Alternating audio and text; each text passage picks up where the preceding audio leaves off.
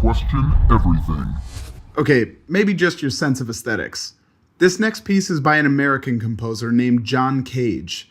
He's famous for creating a piece called 433, which is 4 minutes and 33 seconds of musicians not playing a note. Not even one single note. However, it's not silence. What?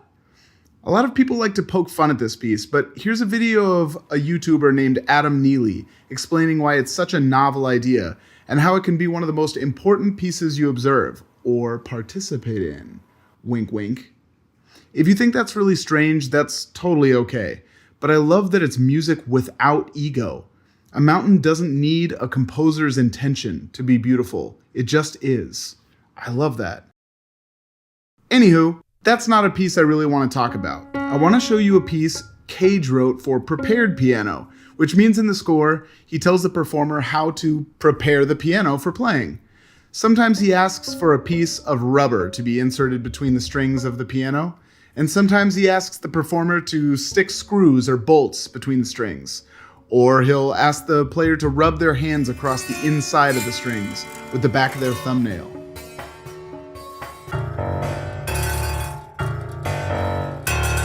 This is probably very strange music, and it may even seem like random nonsense. I think we can all agree it's definitely not something you'd put on in your car on your way home from work while trying to relax. Or is it? Either way, it does bring up some interesting philosophy about music and art. When discussing his philosophy of music, Cage wrote, "The purpose of music is to sober and quiet the mind, thus making it susceptible to divine influences." I just love the idea that by accepting these strange sounds as truths and not judging them as ugly or weird, we can open our minds to the way John Cage might have heard them and maybe even discover something new about ourselves. Remember when I said no one would ever listen to this to relax? Maybe I was wrong.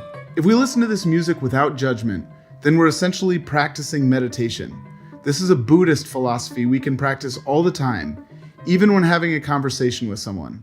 Only listen without judgment, instead of waiting to speak or creating an opinion. Let's practice this idea while listening to John Cage's Sonata No. 5 for prepared piano. Sonata's just a fancy word for song.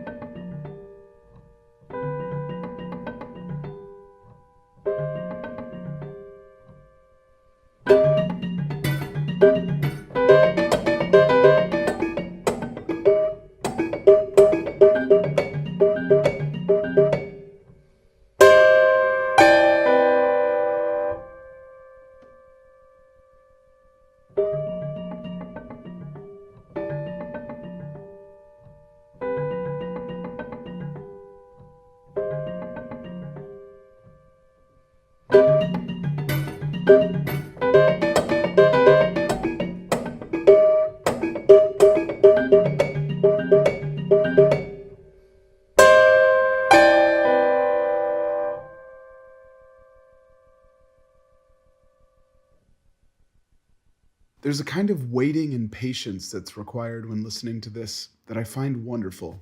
Although I wouldn't consider this aesthetically beautiful, I find myself transported in a weird way. And I feel a sense of calm that's kind of hard to explain. But that's probably because I'm a freak!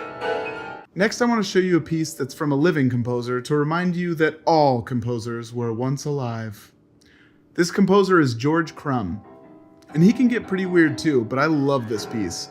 He doesn't so much prepare the piano in this one, but he uses what people call extended techniques, which basically just means he uses the piano in weird ways instead of just playing the keys. The visual is important for this one, I think. It helps, well, make it feel more like music. It's the third movement of a piece called Celestial Mechanics, which in physics basically is a way to measure how the celestial bodies move using gravity. And celestial body is just a fancy term for planet, or solid object outside the Earth's atmosphere. Celestial mechanics has been studied by anyone from Newton to Einstein to Hawking. Crumb was a really bright guy who used these gravitational equations as fodder to create this music. None of that is necessarily important to enjoying the music, but for me it helps to imagine all of the math and planning that goes into solving a problem as large as how does Mars orbit the sun? Furthermore, to think this is what George Crumb was pondering when writing this music, it's math turned into expression or art. This is his aesthetic for this particular math. I like to imagine this part sounds like Crumb's version of a Christmas lullaby that sounds distorted in the vacuum of space. Of course, there is no sound in space, but that's besides the point. Then it's followed by a big asteroid field, seeming to move slow and then rushes by in a flash that brings this sense of odd chaos. So sit back and enjoy this wild expression of astronomy and music.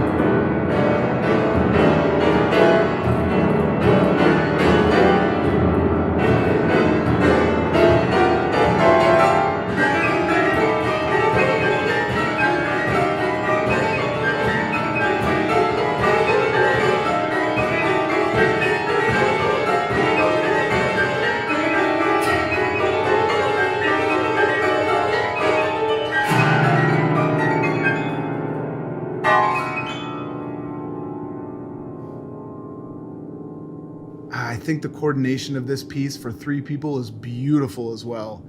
It's something of a dance, more than just knowing how to read notes, and there are a lot of crazy notes. They have to be able to label the inside of the piano and choreograph where to stand, and with which hand to reach into the piano. Who turns the page? How far down the strings should they pluck? How many small and specific moving parts for such a seemingly random piece of music? But it's not random at all. Take a listen to this 4th movement called Delta Orions. It focuses on the sustain of the notes and the decay of sound, the space after the attack of the note.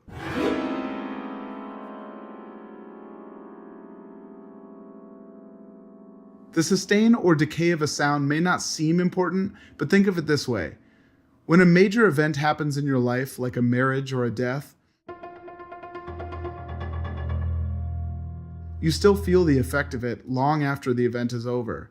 But just because time has a way of dulling your memory, the same way that the sound of a note becomes softer over time, doesn't make the life event or note any less important. In fact, the memory, although not as sharp, starts to take on its own meaning, like the way you remember the highlights of an event, or the little moments and how they affected you. Since this piece is dealing with the imagery of celestial bodies, I like to picture this movement as the vastness of space, the decay of physical objects, and how those celestial bodies may sustain in your mind even after you can't see them. It's a lonely feeling, maybe, but I still think it's beautiful.